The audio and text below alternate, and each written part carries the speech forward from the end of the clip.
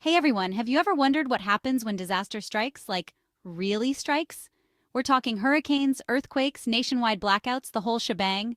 Well, that's when FEMA, the Federal Emergency Management Agency, steps in. They're like the first responders on a national scale, responsible for keeping things from going full-on apocalypse. That brings us to a topic that's a little, well, unsettling. You see, FEMA has the authority to confiscate certain items during emergencies. In this video, we're diving deep into 8 things FEMA might take during a crisis, and why understanding this can be crucial for your own preparedness plan. Alright, let's kick things off with a topic that's guaranteed to spark some debate: weapons and ammunition. In a national emergency, FEMA is legally allowed to confiscate firearms and ammunition from civilians. The official line is that this measure is about maintaining order and preventing violence in the chaos of a disaster. But here's the rub. This policy cuts right to the heart of the Second Amendment, which guarantees the right to bear arms.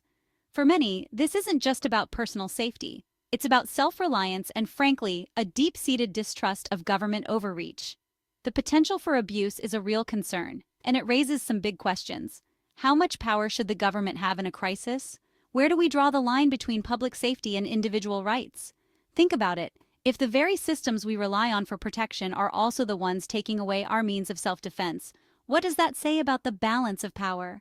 Now, I'm not here to tell you what to think, but I do think it's essential to understand the potential implications of this policy. Okay, so we've talked about firearms, but what about something a little less controversial like tents? Yep, you heard that right.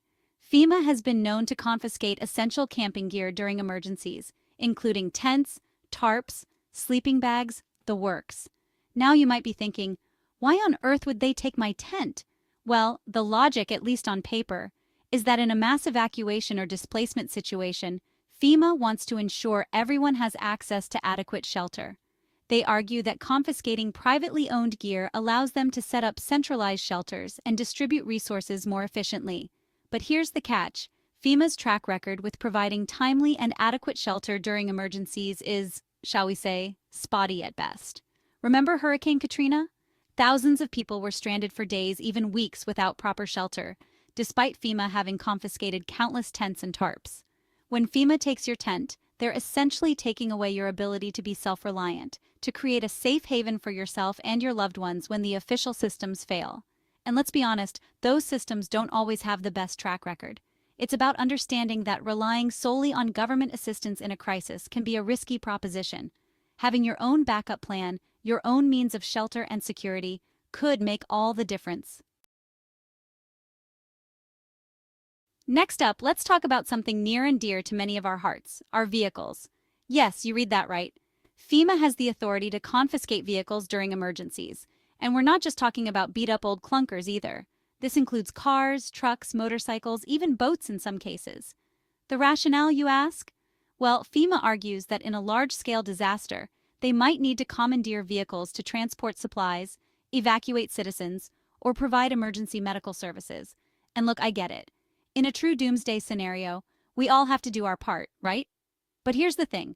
This policy raises some serious red flags about individual freedom and autonomy.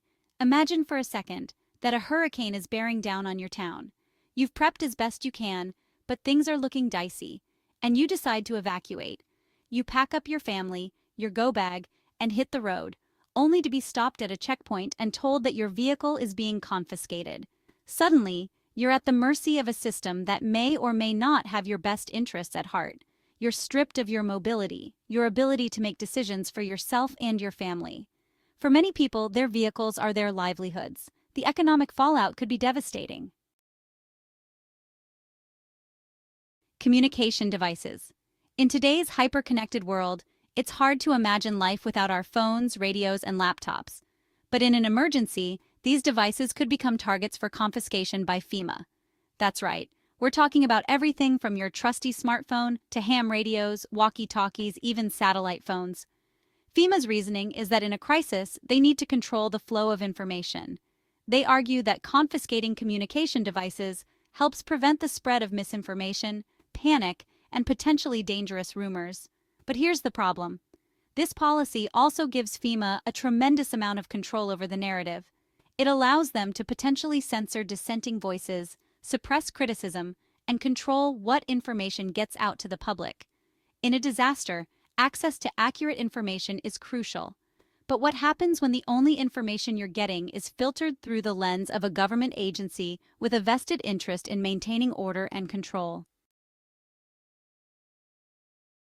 Fuel and energy sources. In a major emergency, FEMA has the authority to confiscate fuel sources, and I'm not just talking about your neighborhood gas station. We're talking about everything from gasoline and diesel to propane tanks, generators, and even, believe it or not, renewable energy sources like solar panels and wind turbines. FEMA argues that they need to control these resources to ensure essential services can continue operating, like hospitals, emergency shelters, and communication networks. But here's the kicker. This policy can have some unintended and potentially devastating consequences, especially for vulnerable populations. Imagine, for example, that you rely on a generator to power your home because you have a medical condition that requires electricity. Now imagine FEMA shows up and confiscates your generator, leaving you high and dry. Or consider the impact on rural communities that might rely on solar panels or wind turbines for off-grid power. Confiscating these systems could cripple their ability to be self-sufficient, forcing them to rely on a potentially overwhelmed and unreliable aid network. It's crucial to understand that in a crisis, the government's definition of essential might not align with your own. Medical supplies and medications. In an emergency, FEMA has the power to confiscate medical supplies and medications. We're talking about everything from basic first aid kits and over-the-counter pain relievers to prescription drugs, insulin, and even specialized medical equipment. Their rationale is that in a major disaster, medical resources could become scarce. They argue that confiscating supplies allows them to centralize distribution, prevent hoarding, and ensure everyone has access to essential medications. But here's the rub. This policy raises some serious concerns about individual needs and medical autonomy. What happens if you have a chronic illness that requires specific medications? Will FEMA be able to provide you with the right dosage, the right formulation, at the right time? This policy could discourage people from maintaining their own well-stocked first aid kits or emergency medical supplies. Water and water filtration systems. In a disaster, clean drinking water becomes more precious than gold, and guess what? FEMA has the authority to confiscate it. That's right, we're talking about bottled water, stored rainwater, even personal water filtration systems. FEMA's official stance is that they primarily focus on large-scale water sources, like bottled water plants and reservoirs. But there have been anecdotal reports of FEMA confiscating personal water stores during emergencies, especially in situations where clean water is scarce. The logic, at least on paper, is that in a widespread disaster, FEMA needs to ensure everyone has access to clean drinking water. They argue that confiscating private water sources allows them to centralize distribution and prevent hoarding. But here's the catch. FEMA's track record with providing timely and adequate water during emergencies is, well, not great. This gets to the heart of a major concern with FEMA's confiscation policies, the disconnect between good intentions and actual execution. And when it comes to something as essential as water, those shortcomings can have life or death consequences. Food supplies. In an emergency, when the grocery store shelves are bare and your stomach is rumbling, FEMA has the authority to confiscate food supplies. We're talking about everything from canned goods and dry pasta to rice beans and even, believe it or not, your precious stash of emergency MREs. Their reasoning is that in a large-scale disaster, food shortages are a real possibility. They argue that confiscating private food supplies allows them to centralize distribution, prevent hoarding, and ensure everyone has at least a basic level of sustenance. But here's the thing. This policy raises some serious concerns about individual preparedness and self-reliance. What happens if you've spent months carefully stocking your pantry with enough food to last your family for weeks, only to have it confiscated by FEMA? Suddenly, you're at the mercy of a system that may or may not be able to provide for your family's specific dietary needs. These are not insignificant concerns, and they highlight the potential pitfalls of relying solely on government assistance in a crisis. So, there you have it, 8 items FEMA might confiscate during an emergency. Now, I know this video might have been a little shall we say, unsettling. But remember, my goal here isn't to scare you, it's to empower you. Understanding the potential for confiscation isn't about giving in to paranoia. It's about being informed, being prepared, and being realistic about the challenges we might face in a crisis.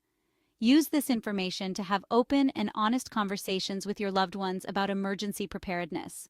Consider diversifying your supplies and resources, thinking outside the box when it comes to food, water, and shelter.